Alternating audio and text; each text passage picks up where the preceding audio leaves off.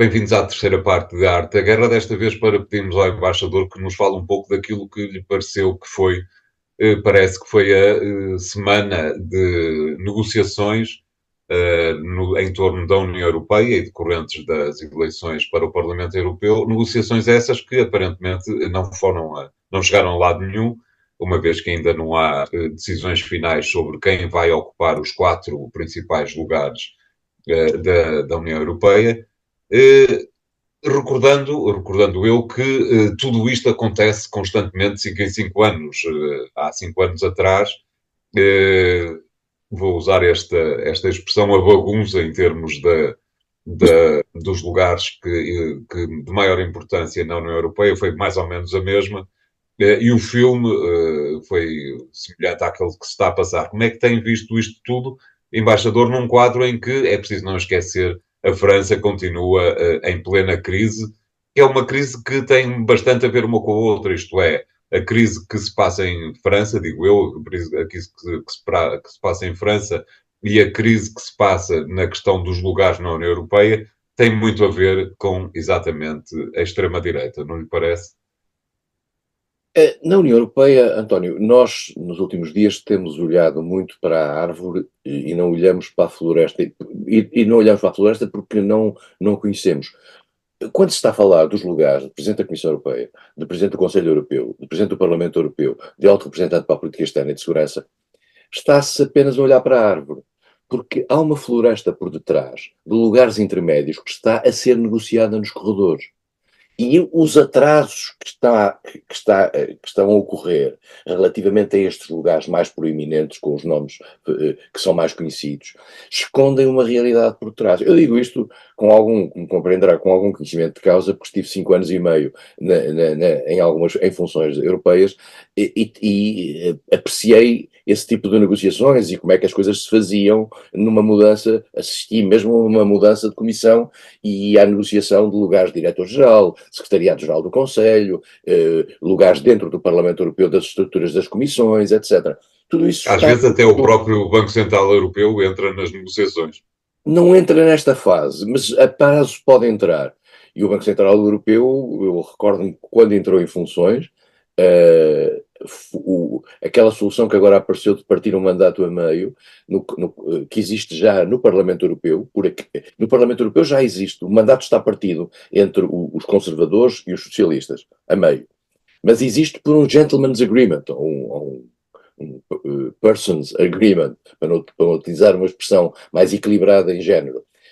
Mas agora queriam que isso também funcionasse para o Conselho Europeu, mas o Conselho Europeu é diferente, porque o Conselho Europeu o mandato é só de 2 anos e meio. Portanto, a ideia é 2 anos e meio para um e 2 anos e meio para o outro. Mas aí está no tratado.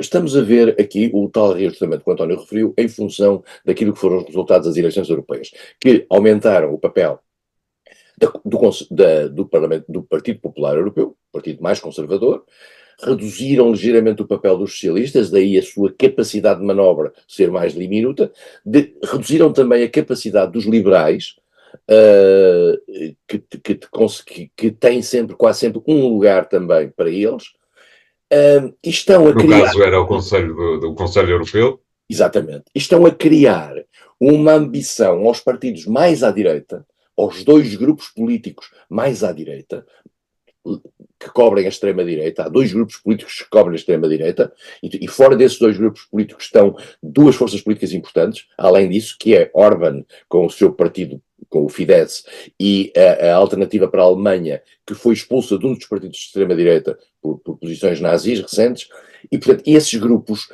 têm os seus deputados no Parlamento Europeu e querem também um reconhecimento. E a senhora Meloni, aparentemente, durante a reunião do G7, tentou fazer uma marchandage no sentido de garantir apoio à senhora Ursula von der Leyen, porque também a renovação do mandato da senhora Ursula von der Leyen, que é dada por adquirida, não é totalmente dada por adquirida, ainda há algumas dificuldades. E a senhora Ursula von der Leyen estaria, digamos, a fazer, e tinha estado nos últimos meses, a fazer, vou usar uma expressão simples, rapapé à senhora Meloni, para ela poder, digamos, trazer as suas tropas e as tropas dos seus amigos para a apoiarem na sua reeleição. Estamos neste quadro.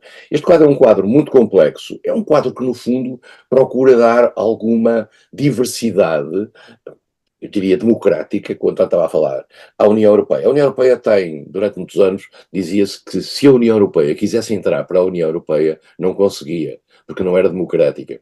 Portanto, a União Europeia não tinha credenciais democráticas. Mas hoje em dia tem credenciais democráticas. O Conselho representa os governos que estão no poder, o Parlamento Europeu representa aquilo que foi a vontade dos eleitores no momento em que há eleições para o Parlamento. Temos que perceber que o Parlamento Europeu tem uma característica, digamos, um pouco antidemocrática, que não pode ser dissolvido, o que também dá uma garantia a quem para lá vai de que são 5 anos, digamos, com o IBAN confortado. Portanto, nós estamos neste momento, nesses momentos de afirmação democrática. Vai haver um acordo, julgo que vai haver um acordo proximamente. Se esse acordo dá a António Costa a possibilidade de fazer os 5 anos ou não, os 2,5 mais os 2,5 ou não, não sei, não faço a mais pequena ideia. Na minha opinião, António Costa vai acabar por ser o presidente do Conselho Europeu, nem que seja por 2 anos e meio. 2 anos e meio. Mas há aqui um fator, digamos, em todo este processo que está a baralhar tudo isto, porque no passado a França dava cartas nesta matéria. Ora bem, Emmanuel Macron, como é sabido, decidiu dissolver o Parlamento à luz daquilo que tinham sido os resultados das eleições europeias, em que o Rassemblement National, o partido de extrema-direita de Marine Le Pen e Jordan Bardella, teve um resultado muitíssimo importante, na casa dos 31, e Macron quis criar uma espécie de um sobressalto, e quis criá-lo, julgo que já aqui falámos, porque já sabia que no outono ia ter uma moção de censura em função do orçamento, portanto quis fazer isto agora e não ficar sob a pressão de uma moção de censura que seria desprestigiante.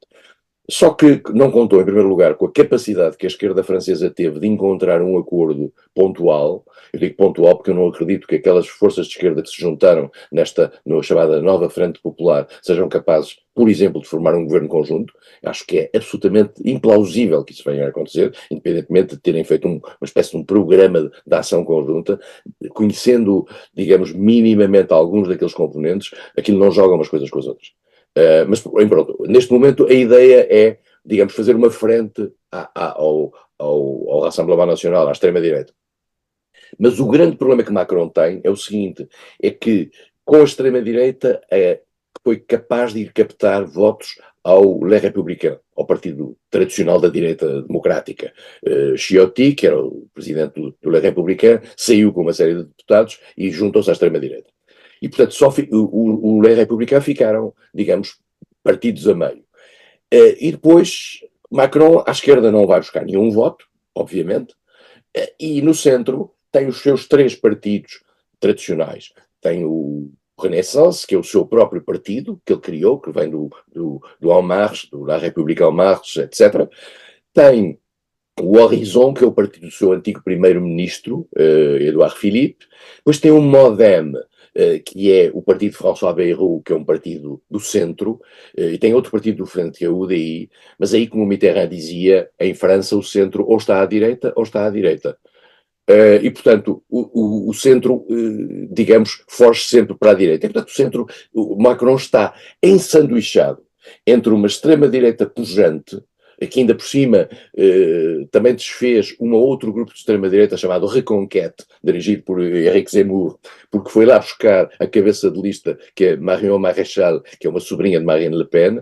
E do outro lado tem a esquerda, que está toda unida, tendo como polo essencial o La France Insoumise, que é o grupo de Jean-Luc Mélenchon, que é o mais à esquerda, independentemente de depois lá dentro haver também o Partido Comunista, os ecologistas, e um Partido Socialista que nestas eleições teve um resultado, porque se social-democratizou, teve um bom resultado através de Glucksmann, e portanto neste momento esses grupos juntaram-se todos, e mais do que isso, o que é extraordinário, François Hollande disse que ia votar e que se juntava também. O que é uma coisa, olhando até para alguns dos pontos do acordo comum, não se vê como é que a Hollande vai subscrever aquilo. Aquilo é claramente um acordo de conjuntura apenas para disputar as eleições. Claro.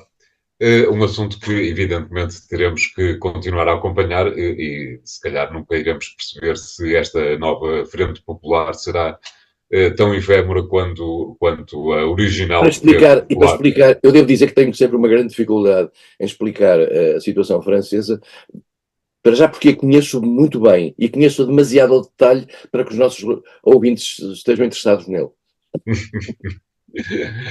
Obrigado, embaixador. O programa fica por aqui. Para a semana voltaremos com 3 novos temas e até lá pode sempre encontrar aquilo que foi dito nos sites do Jornal Económico. E até para a semana. Obrigado.